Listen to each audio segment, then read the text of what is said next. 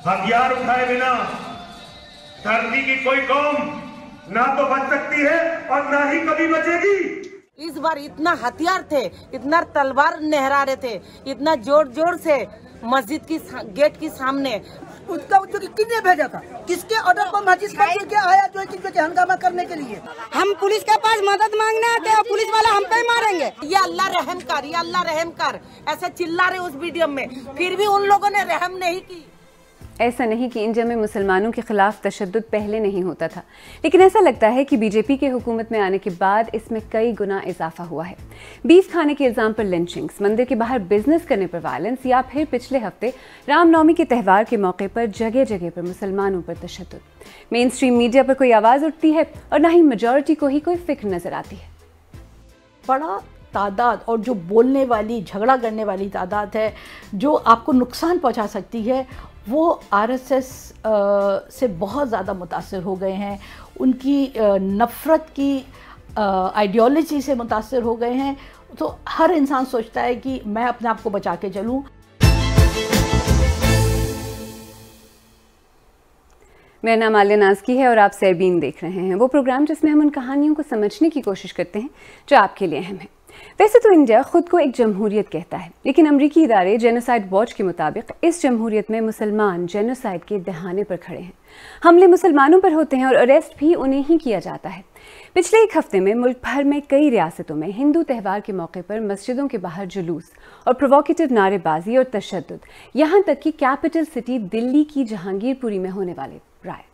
वालों के हाथ में तलवार, पिस्टल है, पता नहीं क्या क्या, फिर ये हिला हिला के दिखा रहे, कह रहे हिंदुस्तान में रहना होगा तो जय श्री राम का नारा लगाना होगा। क्यों? कहीं लिखा हुआ है, गिनीज बुक में लिखवा दो वहाँ पे कि मुस्लिम रह नहीं सकती है, मुस्लिम पैदा ही मत करो, मुस्लिम को दफना दो कहीं पे।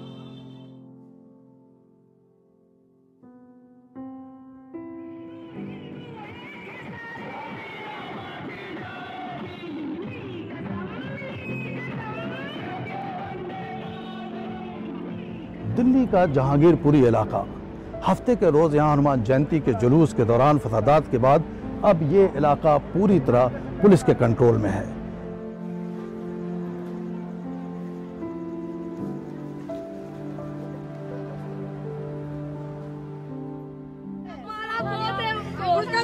झगड़े में भी नहीं था मेरा देवर, झगड़े में भी नहीं था।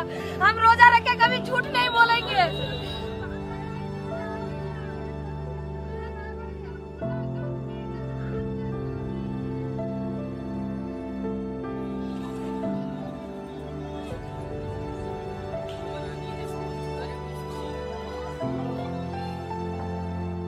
देख लो कैसे पुलिस वाले यहाँ के,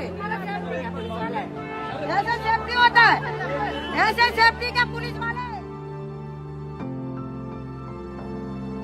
ब्लॉक में ज्यादातर सभी 100 में से 99% मुसलमान, पूरे बांग्लादेश से के पाकिस्तान से जितना भी गैर कानूनी वही पे,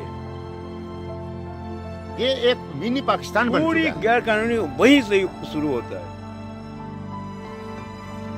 ये फसादात उमूमन मुस्लिम बस्तियों में हुए हैं और इनकी नौइयत एक जैसी है। ये फसादात एक ऐसे वक्त में हुए हैं जब मुसलमान कई जानिब से नफरत अंगेज मुहिम की जद में है और हुकूमत पूरी तरह खामोश है। यानी आपके मुल्क में आपके नाम पर, आपके मजहब के नाम पर आपके ही हमवतनों को, हमसायों को इस तरह टारगेट किया जा रहा हो और आप खामोश देखते रहें। भारत के हिंदुओं को धर्म की अफीम एक तरह से चटा दी गई है। आपने देखा होगा मुगल बादशाहों को लगातार भारत के आज के मुसलमानों के साथ जोड़कर अपने इतिहास में जितनी भी हार हुई उसका बदला लेने के लिए तैयार किया जा रहा है। पूरी स्टेट मशीनरी, सोशल मीडिया, यहाँ तक कि फिल्मों के जरिए एक प्रोपेगेंडा फैलाया जा रहा है। खूब चर्चा कर झूठ और नफरत की एक ऐसी आर्मी तैयार कर दी गई है जिसके आगे सच बोलने वाले बहुत कम मिलते हैं। कईयों के पास हिम्मत नहीं होती और जिनके पास हिम्मत है भी वो थोड़ा बहुत इन्हीं की बातों में आकर बहक जाते हैं और जो फिर भी बोलते हैं उनको अर्बन नक्सल, देशद्रोही, पाकिस्तान परस्त न जाने क्या क्या कहकर खारिज कर दिया जाता है। मुसलमानों के पास तो और भी बहुत देश है, हिंदुओं के लिए कोई देश नहीं है। यही सब चीजें कह कहकर जो अनपढ़ हैं, जो पढ़े लिखे हैं, वो भी ये सोचकर कि मुसलमान उनका दुश्मन है, उन्हें ठीक करना जरूरी है। हमने मुसलमानों के खिलाफ होने वाले कुछ हमलों की फुटेज कुछ लोगों को दिखाकर उनसे भी यही पूछा। धर्म ने हमें ये सिखाया है कि हम अपने धर्म के खिलाफ नहीं जा सकते या हम अपने धर्म के लोगों के खिलाफ नहीं जा सकते। तो कुछ भी अगर मुझे भी अपने धर्म में कुछ गलत होता दिख रहा है पर मैं उस पर नहीं बोल रही, शायद वो मेरे अंदर डर है या वो मेरे अंदर ऐसा मुझे सिखाया गया है कि अपनों के खिलाफ नहीं जाते। जो हिंदू झंडा ढो रहे हैं, भगवे रंग का झंडा ढो रहे हैं, जो टीका लगा के घूम रहे हैं, तलवार लेके घूम रहे हैं, दिल्ली की सड़कों पे घूम रहे हैं, उन्हें मुस्लिम तो एपीजे अब्दुल कलाम जैसा चाहिए, लेकिन हिंदू उन्हें कैसा भी चलेगा। हिंदू लोगों को लग रहा है कि जो मतलब पार्टी पावर में आ गई है वो तुम्हारी पार्टी है और अब तुम ताकतवर हो गए हो, तो ऐसा नहीं है। सबको लग रहा है कि हमसे क्या भाई, हमसे क्या भाई, हमसे क्या। लेकिन राहत इंदौरी साहब का एक शेर है कि लगेगी आग तो आएंगे कई घर जद में, इस बस्ती में मेरा मकान थोड़े है। हमने प्रोग्राम के शुरू में जहांगीरपुरी का जिक्र किया। जहांगीरपुरी में राइट्स के बाद आज मुसलमानों के ही घरों को तोड़ा गया है। इंतजामिया इसे इलीगल इंक्रोचमेंट के खिलाफ कार्रवाई बता रही है। खैर, जहांगीरपुरी जैसे राइट्स सैडली काफ़ी आम है। सिर्फ 2020 के बाद से अब तक इस तरह के मुतादिद राइट्स हो चुके हैं। 2020 में मुल्क की कैपिटल सिटी दिल्ली में होने वाले राइट्स शायद आपको याद ही हों। इनमें मारे जाने वाले दर्जनों अफराद में से ज़्यादातर मुसलमान थे। अक्टूबर 2021 में नॉर्थ ईस्टर्न स्टेट त्रिपुरा में होने वाले राइट्स में एक मस्जिद, मुसलमानों के घरों और दुकानों को निशाना बनाया गया। और इस साल फरवरी में जनूबी रियासत कर्नाटक में राइट विंग हिंदू जमात बजरंग दल के एक एक्टिविस्ट के कत्ल के बाद होने वाले फसादात में मुसलमानों की प्रॉपर्टीज को निशाना बनाया गया। इन और इन जैसे कई राइट्स के बारे में अक्सर कहा जाता है कि इन्हें रोकने की जगह पुलिस या तो खामोश तमाशाई बनी रहती है या फिर मुसलमानों के खिलाफ कार्रवाई करती है। एक्सपर्ट्स तो ये भी कहते हैं कि हुकूमत इस तरह के वाकयात को कंट्रोल करना ही नहीं चाहती। लेकिन मुसलमानों के खिलाफ हिंसा करने वालों की गिरफ्तारियां ना करके यही तो शासन प्रशासन बताना चाहता है ना कि हम यही करेंगे और खुलेआम करेंगे, डंके की चोट पर करेंगे, रोक कर दिखाओ। और जो हिंदू हिंसा करते हैं उन्हें मैसेज है कि तुम मुसलमानों के खिलाफ कुछ करोगे तो तुम्हें हम हाथ भी नहीं लगाएंगे। इससे से ज्यादा लोग इस दंगा फसाद का हिस्सा बन रहे हैं क्योंकि उन्हें संरक्षण जो मिल रहा है। और कभी कभार तो क्या है कि अदालतें इस पर ध्यान देती भी हैं तो फटकार लगा देती हैं, लेकिन ऐसा लगता है कि प्रशासन को शर्मिंदगी बिल्कुल भी महसूस नहीं होती।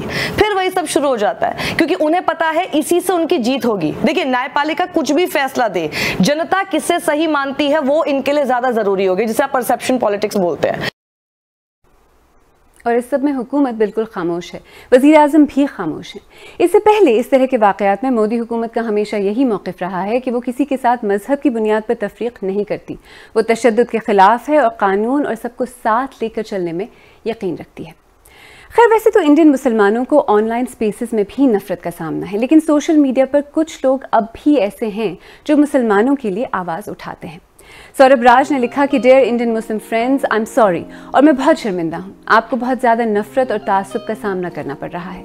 बस ये याद रखिए कि इन अजीब और तारीक लम्हों में सैकड़ों हिंदू ऐसे भी हैं जो आपके साथ हैं।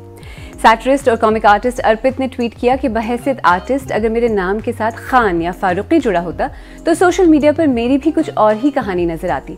मुझे मालूम है कि हिंदू होने की वजह से मेरे लिए बच निकलने के रास्ते खुले हैं, लेकिन मैं हमेशा इस बात का ख्याल रखता हूँ कि इस प्रिविलेज का इस्तेमाल सच्चाई और इंसाफ के हक में करूँ।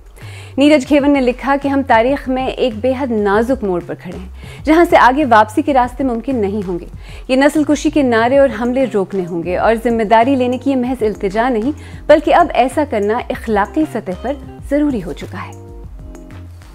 तो अगर हालात वाकई इतने ख़राब हैं, मेन स्ट्रीम मीडिया पर एक्टिव इंसाइटमेंट या नफरत पर उकसाने के इल्ज़ाम लग रहे हैं, मुल्क के अंदर अपोजिशन पार्टीज, सिविल सोसाइटी की तरफ से भी ज़्यादातर खामोशी ही नज़र आती है, तो ऐसे में क्या किया जा सकता है? क्या इंटरनेशनल कम्युनिटी को इंडिया में मुसलमानों की सिचुएशन को सीरियसली लेना चाहिए?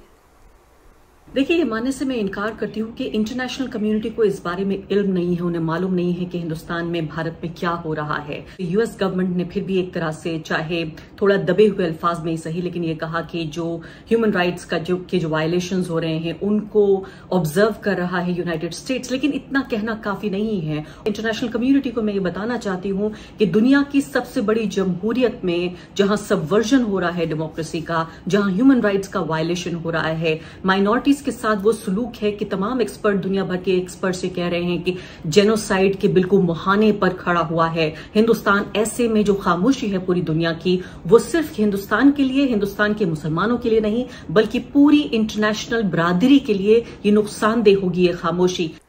कहते हैं कि जुल्म होते देखकर आंखें फेर लेना खुद जुल्म करने के बराबर होता है। इंडियन मुसलमान इस वक्त एक बहुत ही नाजुक और मुश्किल वक्त से गुजर रहे हैं। लोग तो यहाँ तक कहते हैं कि इंडियन मुसलमान अपने ही मुल्क में ऑलरेडी सेकंड क्लास शहरी बन चुके हैं या फिर बन रहे हैं।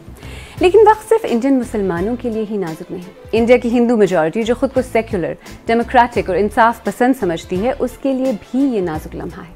जंग सिर्फ मुसलमानों के ही सर्वाइवल की नहीं बल्कि इंडिया के मुस्तकबिल की भी है।